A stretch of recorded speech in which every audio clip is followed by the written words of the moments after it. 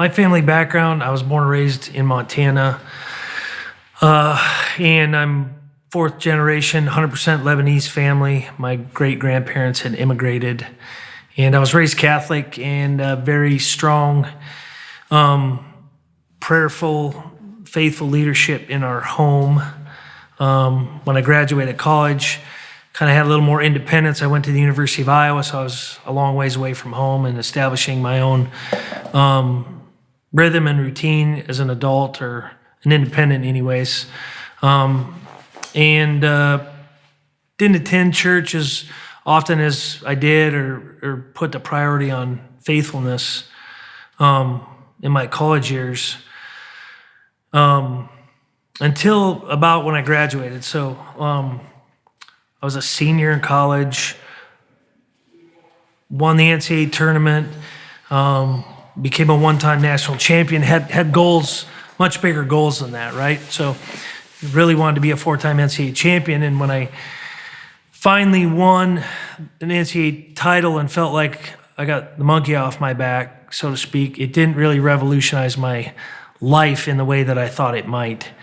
And so having good guidance and leadership in my family, I thought, well, what are some of these deeper meanings or deeper urges that I'm feeling in answers to life's questions, right? Like, what does all this mean? Okay, so I won the NCAA tournament. What if I had won the other three and became a four-timer? What if I go on to win, 4, 5, 6 world titles, Olympic titles, and become rich and famous? Is it just more stuff, or what is this all about? And it just seemed like prayer and study in the Bible was the right answer. And so I was kind of searching for answers at that time myself. And I started traveling with the national team about the same time. And I had gone on a trip to Ukraine and Russia. And on that trip was John Peterson, who is, of course, an Olympic champion, but also a very godly man and just a great human being. And he was running Bible studies about every night on the trip, about a 2-week trip. And so I was just drawn to John, his charisma, his fiery, fierce competitiveness in the wrestling arena, but also his balance as a human being. And I think even when you don't know what the truth is, when you encounter truth, it resonates in your soul. And I think that's what I was really intrigued by. And so that was kind of the start, right? And then John and I connected on a couple of personal things. He had obviously been teammates with my coach, Dan Gable. Said he was going to come down and visit Coach Gable later in the spring. And I said, well, hey, when you do, hit me up.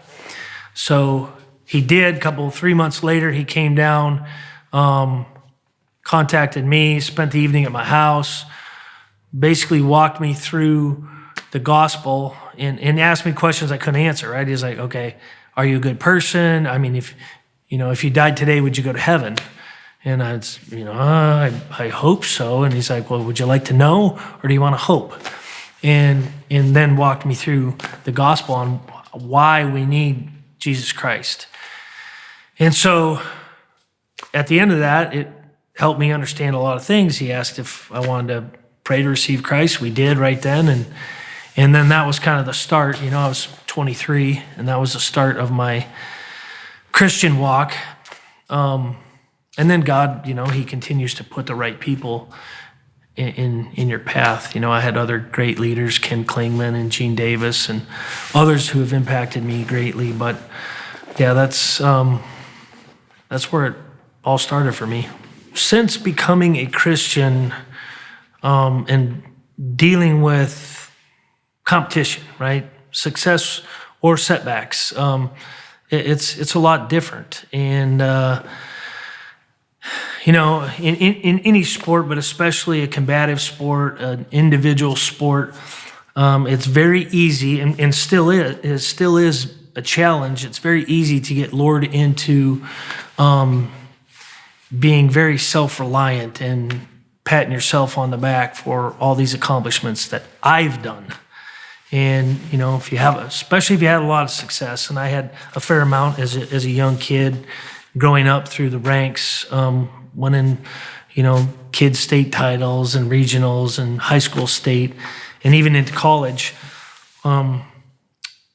But as I kind of had searching questions about the deeper meanings of life and became a Christian and understood my need for Jesus because of original sin and the fall of man and our pridefulness, it actually helps relieve the pressure, right? There's a lot of pressure if my whole identity is based on what I do, what I accomplish.